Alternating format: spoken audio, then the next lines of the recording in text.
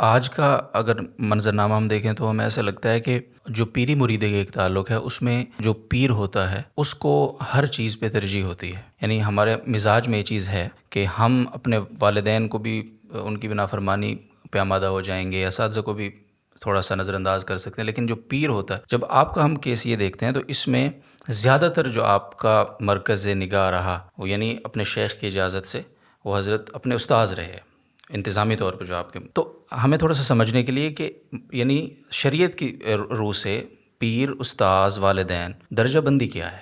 دیکھیں، اس میں سب سے حضرت تھانوی قدس روح نے بہت اس پہ وضاحت بھی فرمائی اور تنبیہ بھی فرمائی ہے. فرمایا سب سے پہلا درجہ والدین کا ہے، پھر استاذ کا ہے، شیخ کا درجہ تیسرے نمبر پہ آتا ہے. تو اگر کہیں استاذ سے متعلقہ چیزوں میں تعارض ہو جائے اور والدین کو، تو والدین کو آپ ترجیح دیں گے. اور اگر استاذ اور شیخ کے درمیان مسئلہ ہو جائے تو اور اصولی بات یہ ہے کہ ہر چیز کا ایک دائرہ کار متعین ہے. والدین کا دائرہ کار الگ ہے، استاذ کا الگ ہے، شیخ کا الگ ہے. تو اگر تینوں کو ہم سامنے رکھیں تو کہیں مخالفت ہی نہیں ہوگی، کہیں مسئلہ ہی پیدا نہیں ہوگا، ایشو نہیں ہوگا.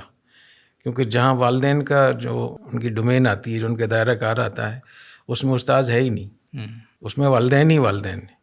اور جو استاذ کا حصہ ہے اس میں استاذ ہی استاد ہے، اس میں شیخ ہی نہیں ہے. اور جو شیخ کا اس میں شیخ ہی شیخ ہے. مثال کے طور پر اگر آپ یہ کہیں کہ ڈاکٹر اور والدین کے درمیان اگر مسئلہ ہو جائے تو کس کی بات کو لیں گے؟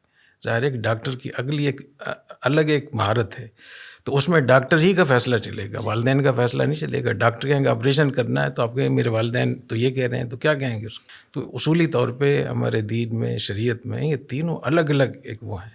اگر اس کو لوگ سامنے رکھ لیں تو میرے خیال میں کہیں اشکال نہیں ہوگا. جی. اور جو حضرت کا اور حضرت صوفی سرور صاحب آپ میں جو مسائل ہوئے اس میں یہی فیصلہ ہوا کہ حضرت صوفی صاحب میرے استاذ بھی تھے، میرے شیخ بھی تھے.